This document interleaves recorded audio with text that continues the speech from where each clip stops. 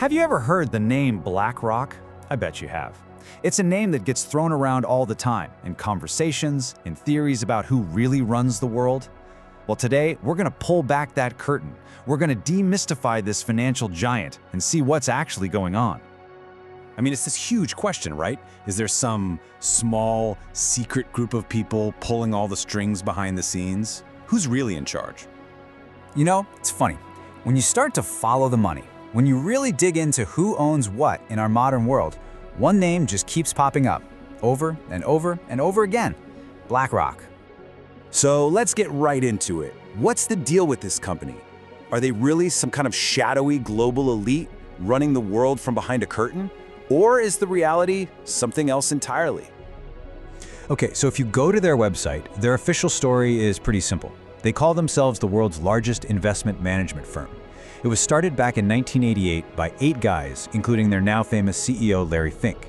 And their whole mission, they say, is just to help their clients, from giant corporations to regular folks, manage their money and, do well financially. Sounds pretty standard, doesn't it? Well, here's where things start to get a little crazy. The amount of money they manage is over $10 trillion. To put that in perspective, that is more than the entire yearly economic output of every single country on Earth, except for the United States and China. Just let that sink in for a second. That is an insane amount of financial power for one company to have. And here's the thing. As huge as BlackRock is, the story doesn't stop there. They're not acting alone, not even close. They're part of this tiny, super powerful club. And to really get what's going on, you have to know about the other members. So, meet the big 3 of asset management. You've got BlackRock, of course, then there's Vanguard Group and State Street Global Advisors. And if you thought 10 trillion was a lot, get this. Together, these 3 manage more than $26 trillion. It's a number so big, it's almost impossible to even wrap your head around it. Which brings us to the big question. How? How in the world did these companies get so massive? What's their trillion-dollar secret sauce? Well, their whole strategy is actually kind of genius in its simplicity. See, instead of doing high-risk, expensive, active stock picking, which is like trying to bet on the one specific horse that's going to win the big race, the big 3 do something else. They specialize in passive index funds, and that's like betting a little bit of money on every single horse in the race. You might not get that one massive payout, but you're pretty much guaranteed not to lose your shirt. And this is why it's so popular. First, you're spreading your risk out across hundreds of companies. You're not putting all your eggs in one basket. Second, it's passive. All that means is they just buy and hold. They don't have teams of people constantly buying and selling, which makes it way, way cheaper. Lower risk, lower costs. It's a safe, steady way to grow money. And who absolutely loves low-risk, steady growth? Well, the folks managing our money. We're talking about the huge pension funds that hold everyone's retirement savings, the insurance companies we depend on, even big university endowments. These are their biggest customers. Okay, so this strategy is safe, it's stable, it works. But, and this is a huge but, it has this hidden consequence that most people never ever see.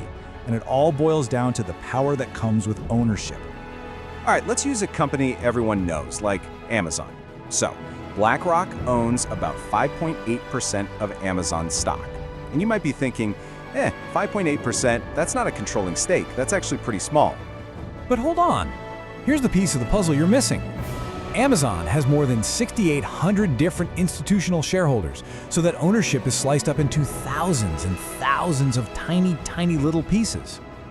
Okay, now look at this. When you add up the shares owned just by the big 3, BlackRock, Vanguard, and State Street, suddenly they control about 16% of the company. Now, compared to those thousands of other investors with their tiny little slivers, that 16% is an absolutely massive voting bloc. They are by far the biggest voices in the room.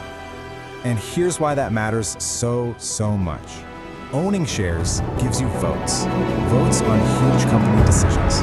We're talking everything from who gets to be on the board of directors, to major policies on layoffs, to executive salaries, and even to the prices that you and I pay for products.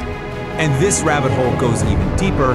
It leads to this very weird situation that some people have started calling a monopoly in disguise. I mean, think about it.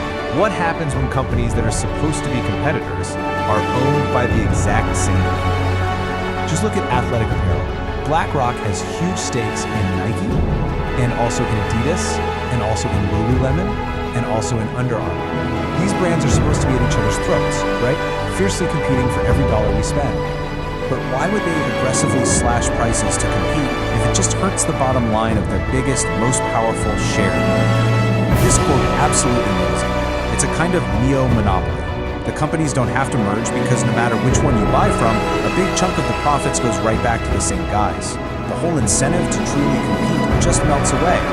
And just when you think it can't get any weirder, it does. Let's ask a simple question. Who is the largest shareholder in BlackRock? The answer is Vanguard. Okay. So then, who is the largest shareholder in Vanguard? You see where this has gone, right? It's BlackRock. It's a perfect closed loop. The big three are all among each other's biggest shareholders. They literally own each other. But there is one last piece to this whole story. And honestly, it's the most important one. It's the final twist that brings this massive global financial puzzle right back home to you and me. So, whose money is it anyway? And this is the part you really have to hear.